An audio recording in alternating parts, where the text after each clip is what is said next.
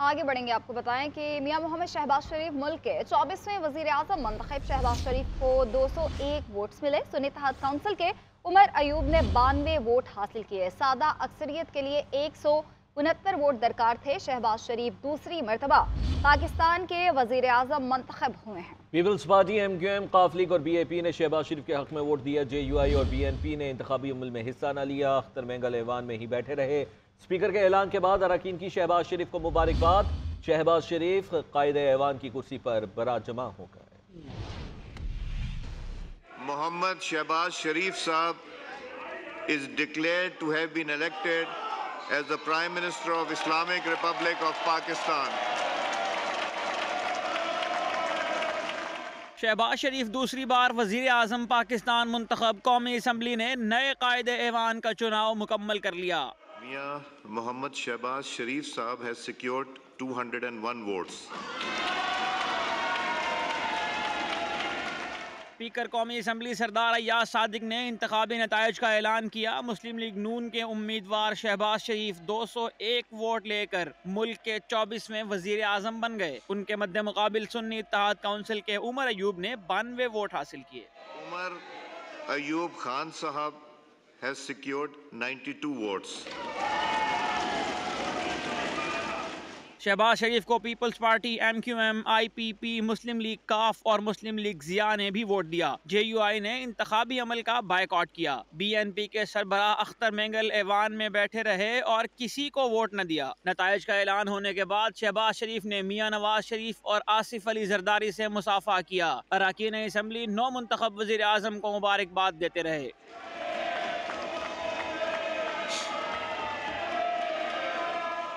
دوسری جانب سنی اتحاد کونسل کے اراکین نے اسپیکر ڈائس کا گھیراؤ کر لیا اور نعرے بازی کرتے رہے۔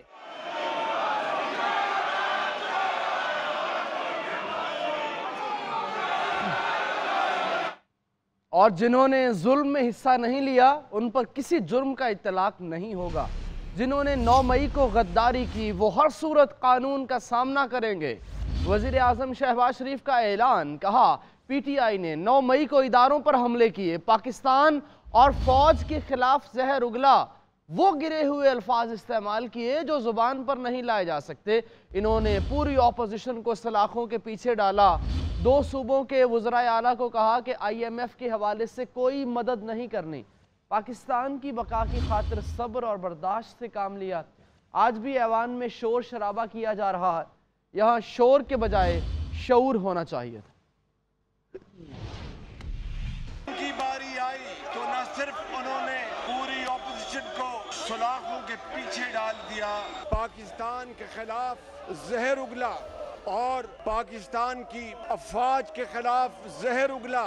9 مئی کو جی ایچ کیو میں، کور کمانڈر ہاؤسز میں حملے کیے گئے۔ کیا یہ بات قابل معافی ہے؟ یہ فیصلہ اس معزز ایوان نے کرنا ہے۔ کیا یہ صورتحال اس بات کی متقاضی ہے کہ شور شرابہ کیا جائے یا شعور کو فروغ دیا جائے؟ اگر شعور عبور کر جائے شور کو تو ان کا بھی فائدہ ہوگا اور پورے ایوان کا فائدہ ہوگا۔ انتخابی شکایات پر احتجاج ہوا مگر اس کے لیے آئینی راستہ موجود ہے، عدالتیں موجود ہیں، ٹریبیونلز ہیں۔ آئی ایم ایف کو خط لکھنے کی کیا ضرورت تھی؟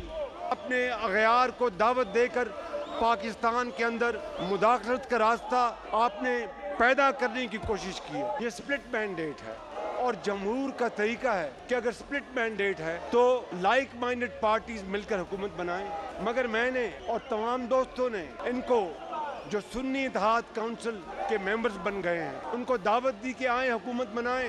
2018 میں بطور حزب اختلاف کے لیڈر کے اپنی پہلی تقریر میں میثاق معیشت کی بات کی تھی۔ میں نہ صرف آج پھر میثاق معیشت کا اعادہ کرتا ہوں، اس کے ساتھ میثاق مفاہمت کی بھی میں ان کو دعوت دیتا ہوں۔ شہباز شریف کی تقریر کو ایک لفظ میں سمیٹوں تو یہ ڈیتھ آن ارائیول ہے۔ ان کے چہرے ایسے ہیں جیسے کسی جنازے میں آئے ہوں۔ انہیں معلوم ہے کہ ان کا مینڈیٹ چوری کا ہے، ان کے چہروں سے خوف جھلکتا ہے۔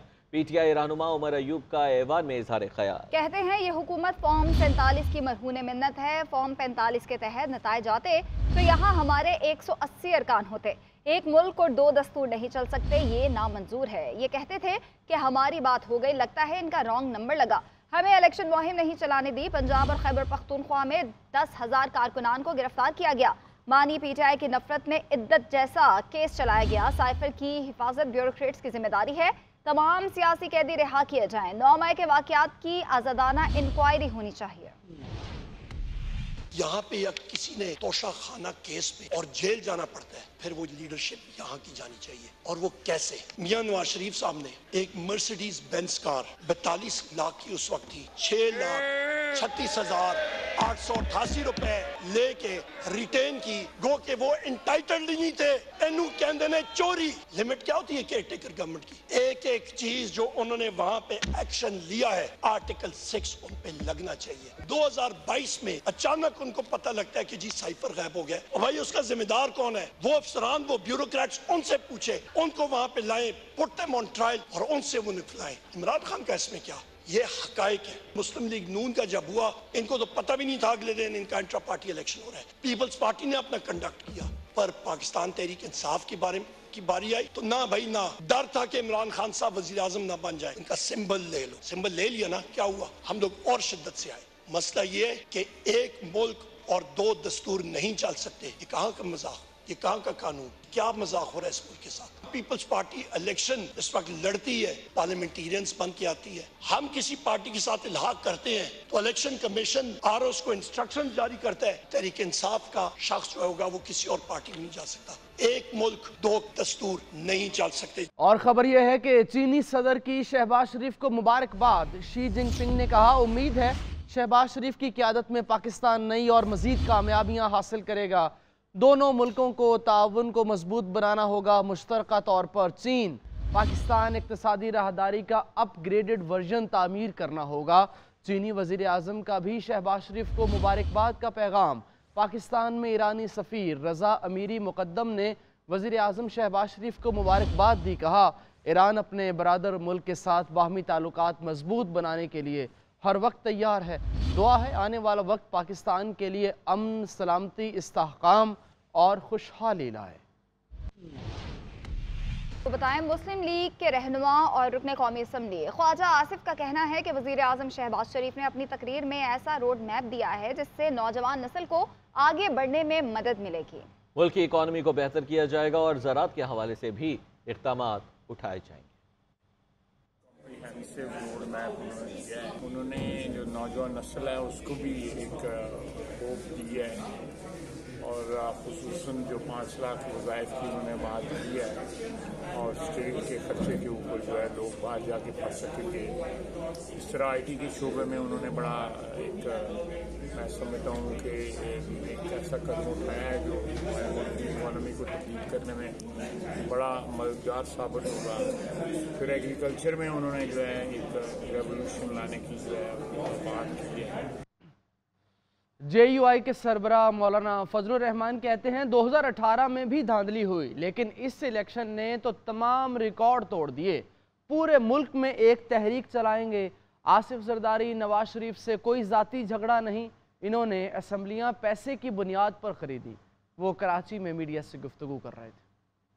हमारा ये ख्याल था कि 2018 में सबसे बड़ी धांधली हुई है, लेकिन 2024 ने तो उसका भी रिकॉर्ड तोड़ दिया है। पूरे मुल्क में तहरीक चलाने का एक लायहामल भी बनाएंगे। हमारा कोई ज़ाती झगड़े किसी के साथ नहीं है कि वो हमें मना लेंगे। तो मसला कौम का है, मसला अवाम का है। इन्होंने इक़्तिदार की कुर्सी को शायद अपनी जागीर समझ लिया है। वो समझते हैं हम पूरी असेंबली जो है वो पैसे की ताकत पर खरीद लेते हैं। एस्टेब्लिशमेंट ने कुछ अपनी ही तकसीम की है, किसी को एक जगह, किसी को दूसरी जगह, किसी को तीसरी जगह, सबको एडजस्ट करने की कोशिश की है।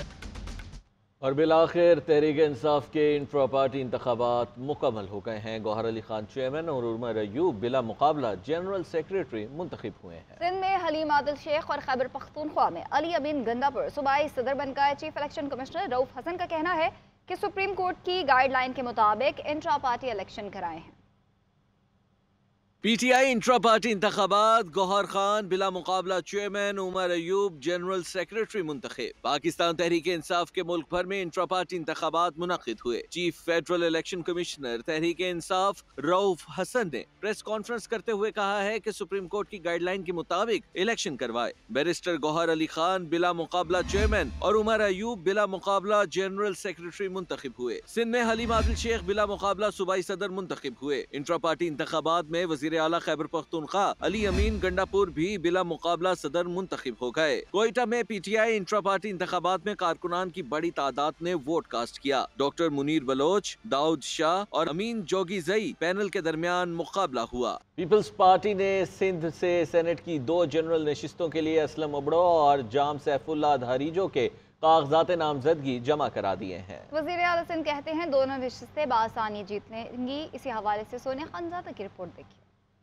सिंध से सेनेट की 2 जनरल नशिस्तों पर PP के नामजद उम्मीदवार असलम आबरो और जाम सैफुल्लाह धारीजो वजीर आला सिंध और अरकान सिंध असेंबली के साथ कागजात नामजदगी जमा कराने इलेक्शन कमीशन आए। रिटर्निंग ऑफिसर और इलेक्शन कमिश्नर सिंध शरीफुल्लाह ने कागजात वसूल किए। वकार मेहदी और आजिज धामरा ने बतौर कवरिंग उम्मीदवार कागजात जमा कराए। मीडिया से गुफ्तगू करते हुए CM सिंध मुराद अली शाह का कहना था कि सिंध असेंबली में 114 अरकान हैं। सेनेट की दोनों नशिस्तें जीत लेंगे। उन्होंने धांधली के इल्जामात पर GDA को आड़े हाथों लिया। पीर साहब वगैरह बड़े मोहतरम है, उन्होंने ऐलान किया था कि मेरे उम्मीदवार असेंबली का हिस्सा नहीं बनेंगे, लेकिन उसके अगले दिन उन्होंने अपने एक्सपेंसेस जमा कराए, नोटिफाई करा दिया अपने आप को। पीर साहब की बात भी नहीं मानते अब तो वो। मुझे बड़ा अफसोस इस बात का हुआ है। बल्दियाती तरमीम पर मुत्तहदा नून लीग के मुआहिदे पर बोले, सिंध में मजबूत बल्दियाती निज़ाम मौजूद है। तरमीम अगर होंगी सिंध असेंबली करेगी, नून लीग नहीं। इसके लिए किसी मुआहिदे की जरूरत नहीं। लोकल गवर्नमेंट सिस्टम में अगर मजीद इस्लाहात की जरूरत होगी तो हम खुद करेंगे, और मुत्तहदा कौमी मूवमेंट जो कि एक रखती है स्टेक सूबा सिंध के अंदर, उनसे भी बात करेंगे। जो सुन्नी इत्तेहाद काउंसिल के मेंबरान हैं उनसे भी बात करेंगे, और हम जमात इस्लामी के मेंबर से भी बात करेंगे। वजीर आला सिंध ने मजीद कहा, सिंध में बिलावल भुट्टो जरदारी के 10 नुकाती मंशूर पर काम करेंगे। गरीबों पर महंगाई का बोझ कम करेंगे। हल्फ बर्दारी के बाद वजीर आजम मईशत संभालेंगे। हम वजीर आजम को वादे याद दिलाएंगे। कैमरामैन जाफर हुसैन के साथ सोनिया खानजादा, GNN कराची।